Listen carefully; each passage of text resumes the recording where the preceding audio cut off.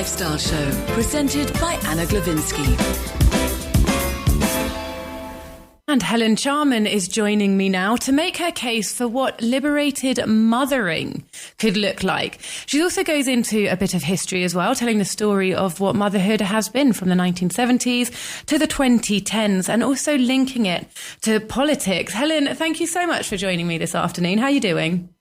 I'm fine, thank you. How are you? Thanks for having me. Yeah, really good, thanks. Really curious about what you've got to say. You know, I think, you've got this term, liberated motherhood and connecting motherhood to politics as well.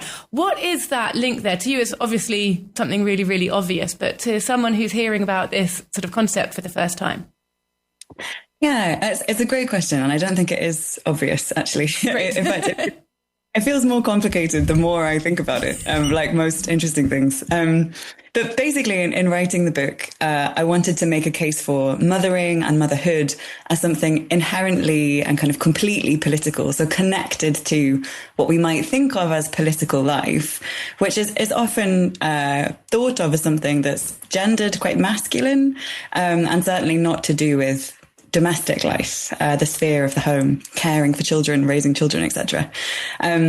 So I suppose in calling the book Mother State, I wanted to signpost what the relationship is between mothering and politics by thinking about the state of being a mother, so including but not exclusively pregnancy, birth, all these things, but also the relationship between mothers and the state, so the welfare state in Britain and the north of Ireland, and also thinking about the ways the state might use motherhood and the ways in which the kind of British welfare state in particular was designed and invented as a specifically maternal entity. So basically trying to say, look, mothering is the most political thing.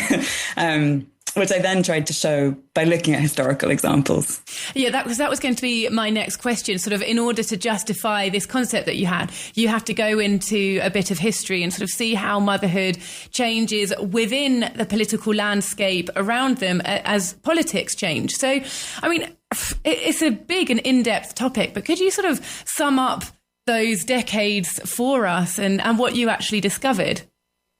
Yeah, it was a big task, which again, I realised quite the extent of it once I'd already started writing it. What have I just bitten off? I know. A bit like motherhood, right? Well, exactly. It took me 5 years as well. So it was a really kind of long gestation. But it starts, roughly speaking, in 1970.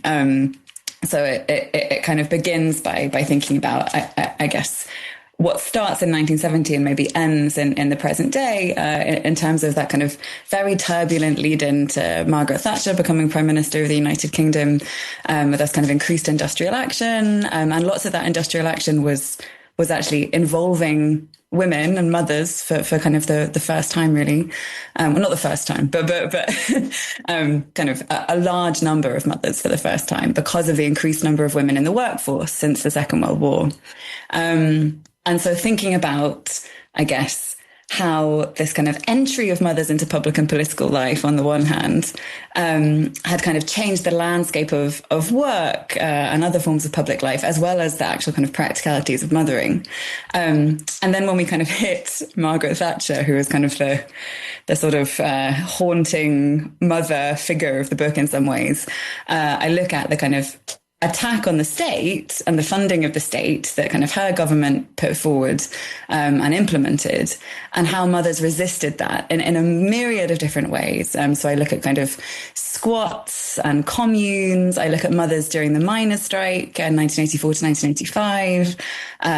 I look at kind of anti-racist organising done by mothers. And then I kind of move past the end of Thatcher and into kind of Tony Blair's controversial policies to do with single mothers, and then into kind of austerity.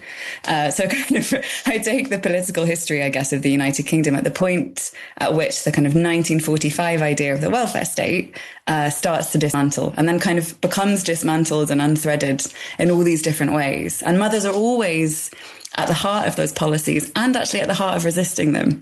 And it was the second part of that history that I feel like we don't really talk about that much. It doesn't really get discussed. particularly in things like the miners' strike or, industrial action around kind of the times of Thatcher's industrial policy, we mostly think about men, really, historically. And how, being a mother throughout different times in British history, how much is your mothering style, your personality influenced by the politics around you? How beholden are we to the state and those changes that we made? And how much, as a person, individual, you think like how much love you've got to give, nurture the biology, I'm me and this is my child, this is how I want to raise it. How much of that is innate in a mother, and how much of that is actually influenced by the political state that we're living in? Well, I mean, it's such a good question. I mean, my answer is all of it, I guess, in some ways. I think, which is not to say, the project of the book is not to deny or ignore the kind of very personal and complicated feelings that mothering and being mothered engender in individual people. But I think, raising children, having children, whether you're kind of physically pregnant yourself or not, they're all kind of materially affected things. We live in a society, right? We live with other people and in a country where there's a kind of government and a state and all these things. So I think anything that you do in your life, including mothering and including being mothered, are always affected by your social and economic circumstances. And these are political circumstances, right? So, and I begin the book by thinking about my own experience of being raised by a single mother during the New Labour period and then into austerity. And, my mum worked for the NHS as well. So she's a really good kind of, she's obviously not just a metaphor. She's actually my mother. But she's also a great metaphor because, she worked for the kind of maternal arm of the state.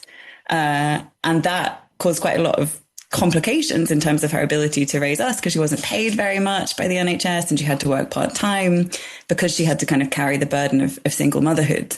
So I think, your political circumstances are just your material circumstances. It's where you live. It's whether you're safe. It's whether you can afford to eat. It's how we give birth. It's where we give birth. It's why we give birth in the ways that we do. So I guess my answer is with caveats. Everything. and some of the changes that you investigated, how much would you say, I'll phrase this question better. Was there a better time to be a mum? A more enjoyable, easier time when, throughout these changes, when would you say that there was, a more utopian time? Was there? Yeah. I mean, that's, again, a really interesting thing to think about. And actually, the paperback of the book is just about to come out. So it's been out in hardback for a year. And I've had so many interesting conversations with people at kind of events and things like this that ask kind of the same thing. Like, what's the solution? Has there been a kind of utopian time? What could we change? And I think, it's very easy and it's quite tempting to look back historically and think, oh, well, actually, everything was so much better, in this particular time and in this particular way. I think feminist history teaches us that, no, it wasn't. It wasn't necessarily. But I do think one thing that was easier in, let's say, the 1970s and 1980s, certainly the 1970s, were that there were more resources available. So there were more kind of state resources available that meant you could raise children in a different way from the norm. So rather than the kind of like, two-parent, 2.4 children nuclear family, which was itself a relatively new invention. Housing was cheaper. That was a huge thing. People had more disposable income. There was a wider variety of benefits that were available from the state, and they were far less harshly policed. We didn't have things like the internet and kind of surveillance culture. I mean, you couldn't set up a kind of network of interconnected squats in which you were doing communal parenting, like the groups of women parents that I look at in the book now, because of the housing crisis and also because of CCTV. So I feel like these kind of experiments in living differently were much more possible in the 1970s and 1980s. That doesn't mean they were always successful.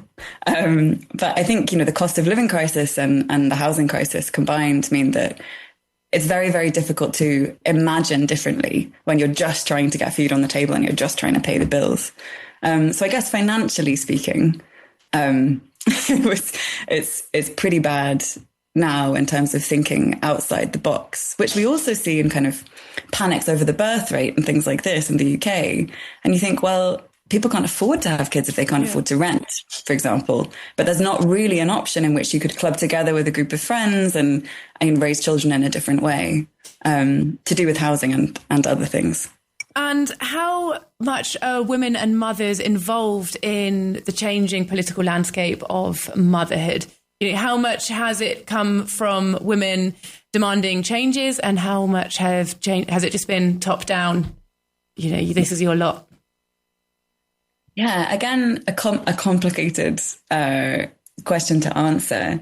I mean, it's kind of no different now than it was historically, that often mothers who are advocating for themselves don't really get listened to. It's a real fight. The work of organizations like Pregnant Then Screwed, I think demonstrates that it really takes a humongous amount of coordination and effort. If you could just tell us a little bit about that.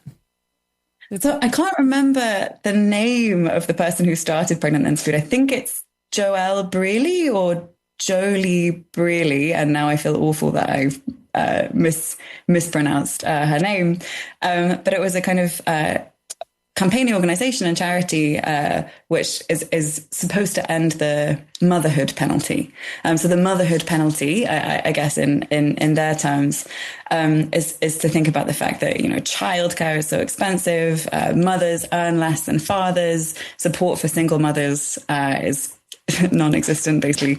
So to kind of look at the wider economic landscape in the UK and take all these things together and think about why mothers are kind of penalised economically for having children, when having children is an essential part of the economy. That's the kind of economic terms, I guess, that they that they think through their campaigning in. So that's what that organization does. And then there are other kind of smaller groups of mothers who are campaigning, grassroots kind of housing activism, for example, over the last 10 to 15 years. But I think in general, it's very, very difficult to get these concerns listened to. I mean, if you look at the things that kind of the Labour Party have done in I can't even remember when the last election was, 3 years ago, since they gained power, they've been very, very disappointing in terms of listening to disabled mothers, for example, or the mothers of disabled children who are saying, you know, these new benefit cuts are going to make mothering so much harder, as well as other things. So I feel pretty pessimistic in general about who gets listened to. But I do think that there are so many mothers who are tirelessly campaigning, and it does work and it does change things. It just takes such a huge amount of effort, and it's still not good enough, you know, in terms of how much they get listened to and what provision gets provided. And you're saying that you're, you know, feeling a little bit pessimistic, but what would liberated motherhood, you know, in your terms, in your view, look like? What sort of things would you like to see happening? Yeah, it's a good question. And I do try to think optimistically in the book, by looking to history, actually. And that's why I wanted to think through kind of these feminist archives, not least because it's kind of amazing to, you know, physically go and comb through all these leaflets and pamphlets and banners and slogans from feminist movements in the past. But we do have a lot to learn from feminist movements of the past. And I think in terms of communal childcare and kind of collective childcare, I find that pretty inspiring. So kind of during the miners' strike, to give a concrete example of many, Women Against Pit Closures was formed, which is a kind of umbrella group of organizations who ran soup kitchens to kind of literally nourish the miners' strike as it carried on. But communal childcare was a really, really central and essential part of these kitchens because if everyone's kids were being looked after, then people could work in the kitchens, but also mothers could go and fundraise. They could kind of travel the country and even further afield to raise money to support the strike.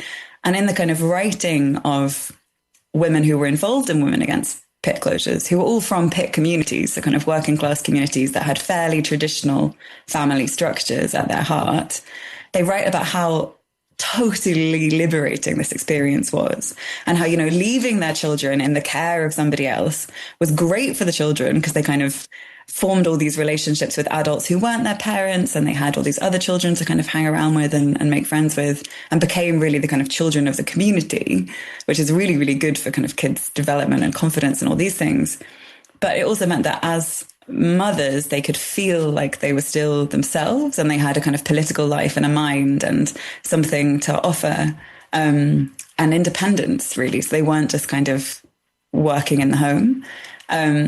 And I think communal childcare is kind of one of the biggest things that can kind of change daily life for mothers. And really, you know, politics is daily, right? Our lives are just days that we have.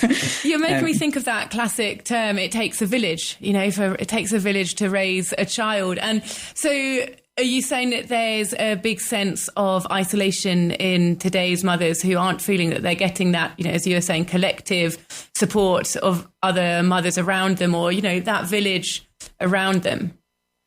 Yeah, I think people are very isolated. The pandemic obviously exacerbated this hugely. But the kind of economic conditions I've been talking about also exacerbate things, because it's really, really hard to do anything for free now or do anything cheaply, particularly with kids. And it's difficult to kind of live in one place and form a community if you have to keep moving because, you know, you're priced out of your area and the rents are expensive and blah, blah, blah.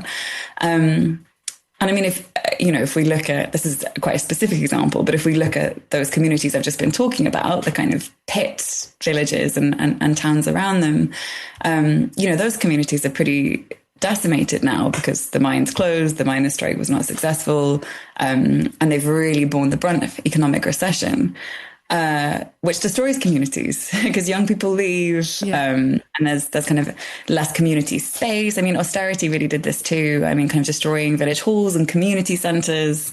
You know, you need space to kind of be in together that isn't expensive in order to form these kind of community bonds. And also, if you have to work all the time, you know, if you're working kind of 0 hours contracts, or you're not earning enough, then you also don't have the time to look after someone else's kids or take them around the park. Sorry, I'm being very pessimistic again, but could change. Things could change. Well, you know, we are discussing sort of ideas and everything, but this is, of course, coming from a book. So how is the book written? Is it very pessimistic?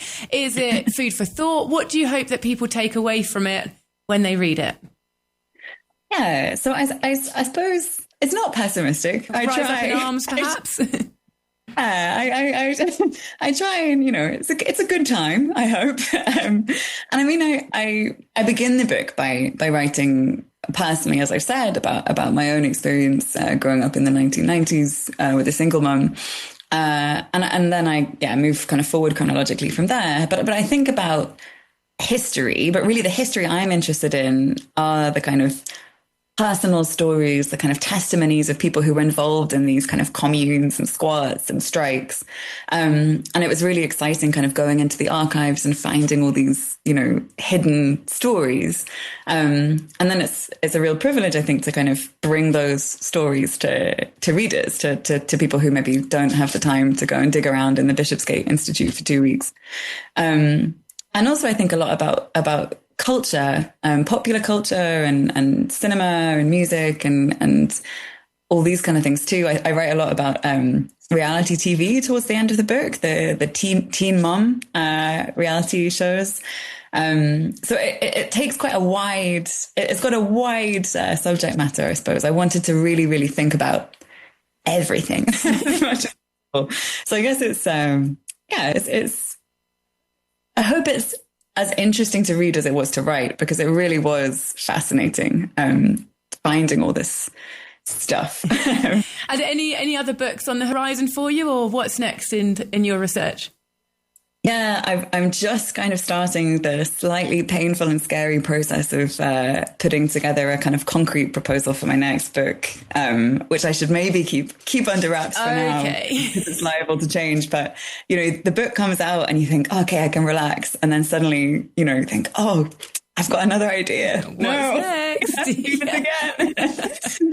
But no, well, all the best with it. You know, good luck. And the book is called Mother State, A Political History of Motherhood. You can find it on Amazon or, of course, on the Talk Radio Europe bookshop. And it's written by Dr. Helen Charman, who I've just had the pleasure of speaking with just now. Dr. Helen, thank you so much for joining us today. It's been a pleasure. Thank you. Bye. Bye-bye.